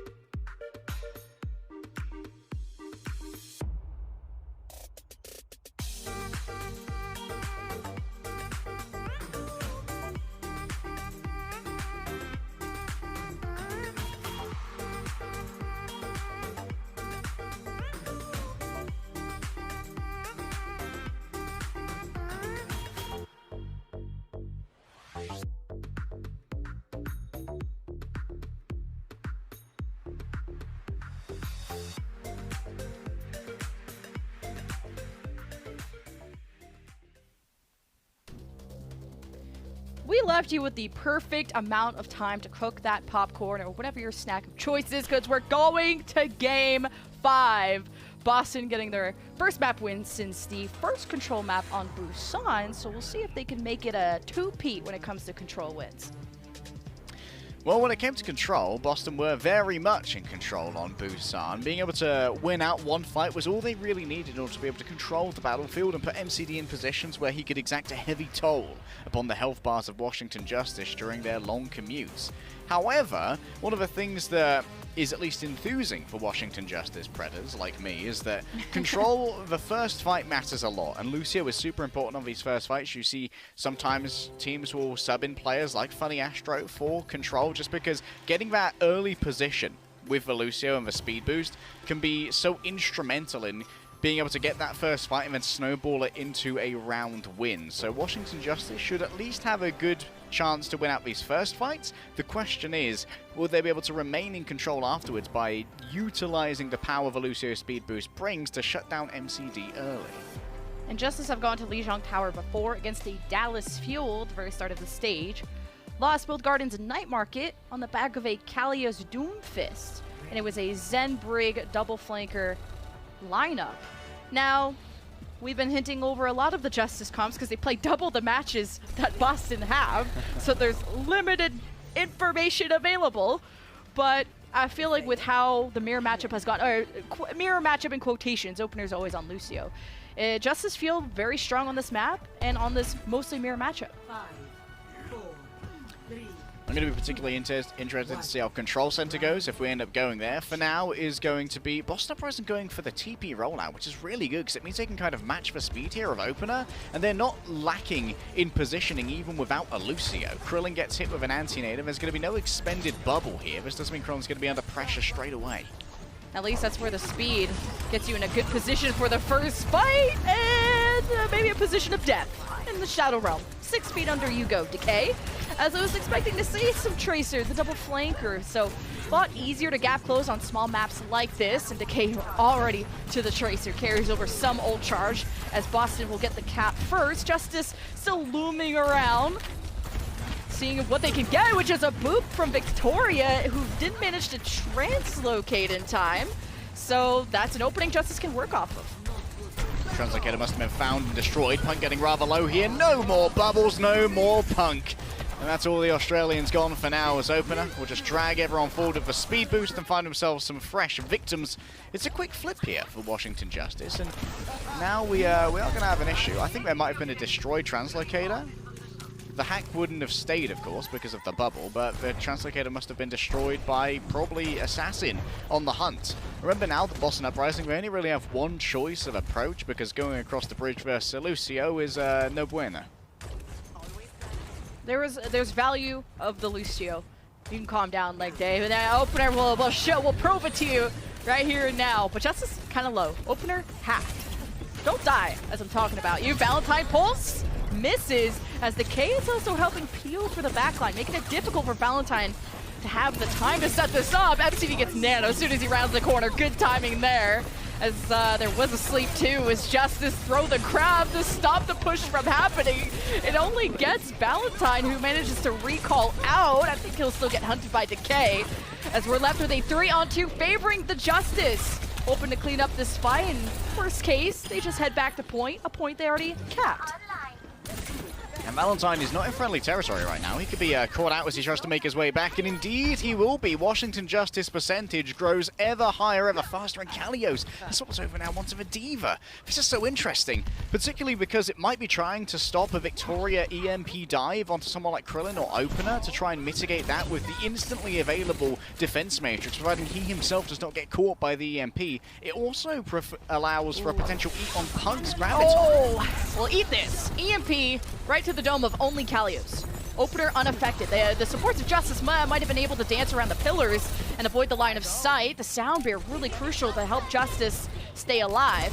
Punk is slept. Pulse from Decay. No peel for Boston's backline while Punk was occupado.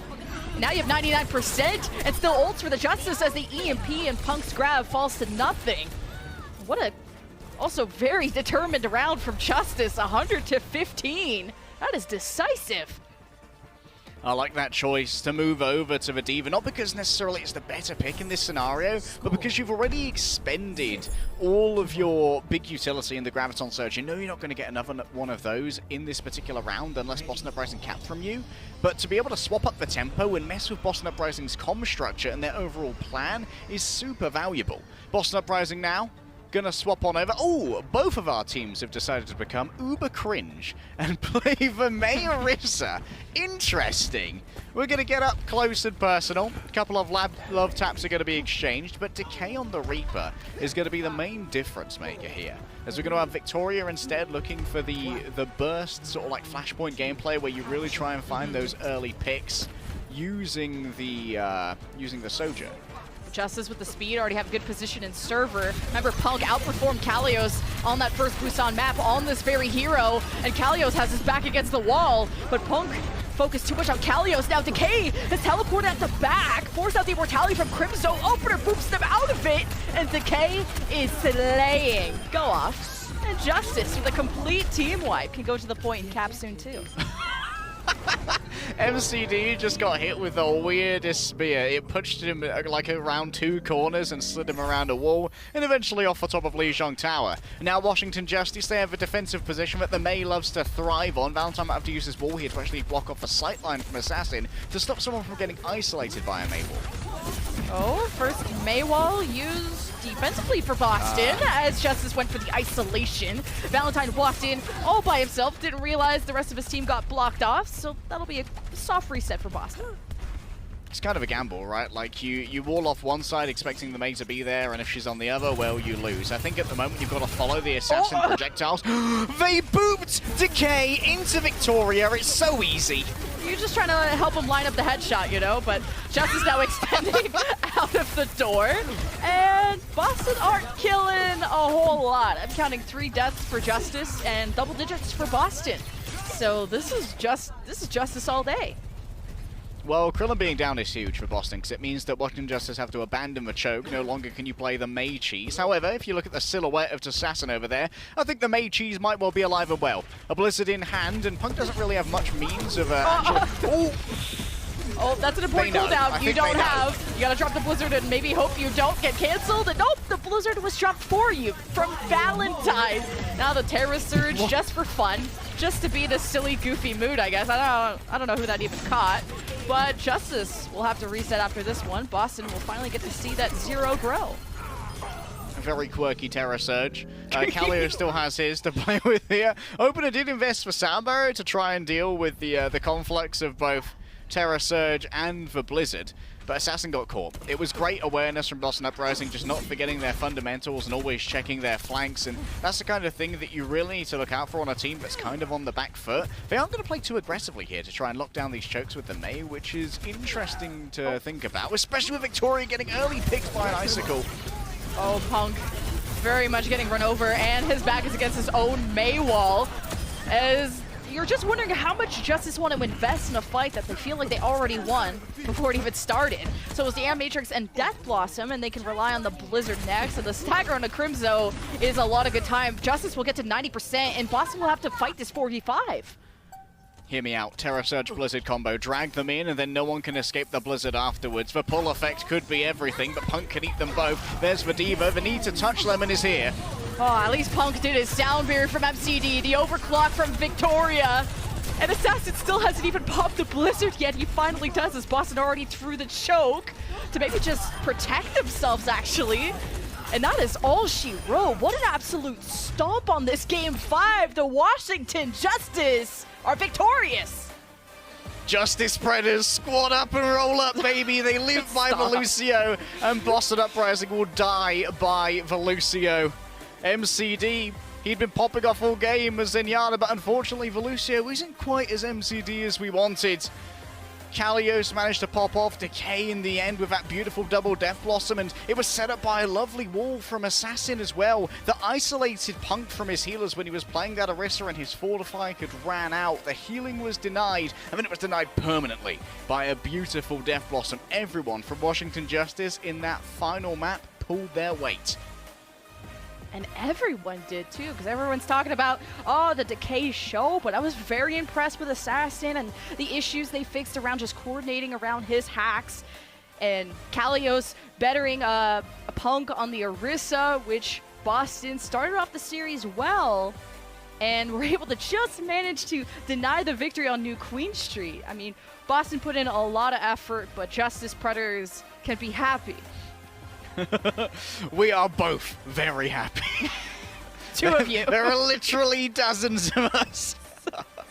It was a hard-fought win, and maybe no one fought harder from map 1 to map 5 than the one and only legend himself. Our player of the match, Lemon, is the illustrious Decay. Of course, what can he not do? Double-digit final blows on pretty much every map, it feels like. Even this one. It started off on Busan, where Justice lost this, but Decay still hit the double-digit final blows, like pulse bomb after pulse bomb, Crimzo and MCD under fire. I thought he was doing so much work that they were going to have to sub in Faith to just have like a Brigitte player, like help Crimzo out just a little bit. And then Decay, was it like Sojourn that he ramped up to on Circuit Royale? Like, Decay, like I've said, when he peaks, I don't feel like there's a team that can stop Justice. It's just the inconsistency that makes Justice fans wonder when to pred him and when to not. Yeah, predding Justice can be a little bit difficult just because you don't know which Justice you're going to get. And today we got the Decay wants to win some Overwatch Justice. Final blows per 10 at 10.9. Very impressive, and of course those pulse bomb kills pretty high as well. These are his Tracer stats. And we saw a little bit of Tracer, we saw a little bit of Sojourn. The flexibility of Decay can't be understated, even if he's not showing it off a huge amount in this particular meta. And having someone on your team who can just go, I think we're actually going to win this fight, is a big moral boon for your team, because that's where you get over, let's go, in comms, and it elates the team and makes sure that when things are maybe not going your way holistically, that you have these little sort of like surges of happiness that can allow you to reset your mental very effectively. And the way that he worked with Assassin, because we mentioned kind of the Assassin Victoria Sombra stats really mattered on whose Sombra was able to have the team follow up with some of these hacks, where Assassin was a little bit behind, but also that Washington played double the matches of Boston, some of them including the Shock and Dallas Fuel. So I have some forgiveness for those stats, but Washington clearly believe when Decay is popping off, you give him every resource possible. I mean, we've seen even Nanos go his way for the Sojourn. So a big congratulations to the Washington Justice, who come back after that rough defeat against the Atlanta Reign. They're back on top, baby. But whether staying on top is a different question. But coming up next, the Vancouver Titans versus the Florida Mayhem. It'll be a fun one, and we have an interview, Watchpoint Desk, lots of things to show you. So we'll see you guys at the match. 거점 집어. 집어. 야 이거 쏟아내 이거. 나 쏟아 내볼게 이거. 쏟아 내 묶어놨어. 송환 앞에 송환 앞에 소단 필이야. 소단 짜리야. 피딱에 소단 필. 루시오 보자 얘들아. 루시오 볼게. 벌써 깨. 루시오 잡아, 이거. 내가 같이 볼게 얘들아. 야, 너 너무 아픈데? The Overwatch League is brought to you by Upper Deck, the official trading card of the Overwatch League. And by TeamSpeak, the official voice supplier of the Overwatch League.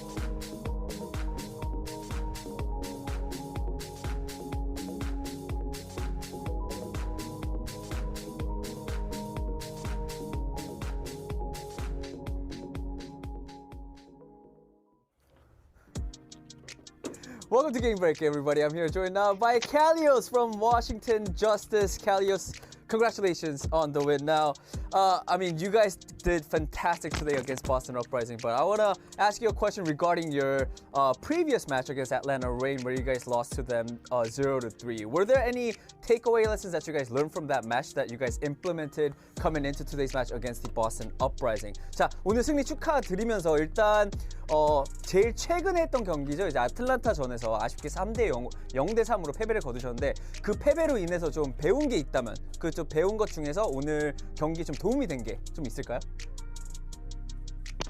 일단 애틀란타전은 전략 전술보다는 이제 상대팀이 굉장히 피지컬이 다른 팀들보다 월등히 높은 팀이라고 생각이 되기 때문에 그 점에서 조금 많이 밀렸던 것 같고요. 또 다른 게임적인 스타일 부분에서는 보스턴이랑 비슷한 점이 많아서 그 점을 좀 파괴하다 보니까 자연스럽게 이길 수 있었던 것 같습니다. Against Atlanta Reign, where we lost, it wasn't sort of like a strategy fight against Atlanta Reign. It was more we lost because each and every player on the Atlanta Reign, they were just mechanically better. They are just mechanically very talented players. So I think that was why we lost against them. However, against Boston Uprising, the loss did help because I guess the play style of the two teams, Boston and Atlanta Reign, are sort of similar. They're on the similar side. So, I mean, having that sort of experience against Atlanta Reign definitely helped us today against Boston Uprising as well. My second question for you, Kalios, is also, I feel like we're seeing a lot more Orisa being played in control maps. Is there a specific reason why teams like yourself, Washington Justice, are sort of utilizing more Orisa on those certain maps? 자, 두 번째 질문으로는 오늘 이제 쟁탈 맵 같은 거를 보면 요즘 팀들이 조금 더 오리사를 많이 사용을 하는 것 같아요. 좀 이거에 대해서 좀 질문을 하고 싶습니다. 이렇게 오리사를 요즘 더 자주 보는 이유가 있다면 좀 뭐가 있을까요?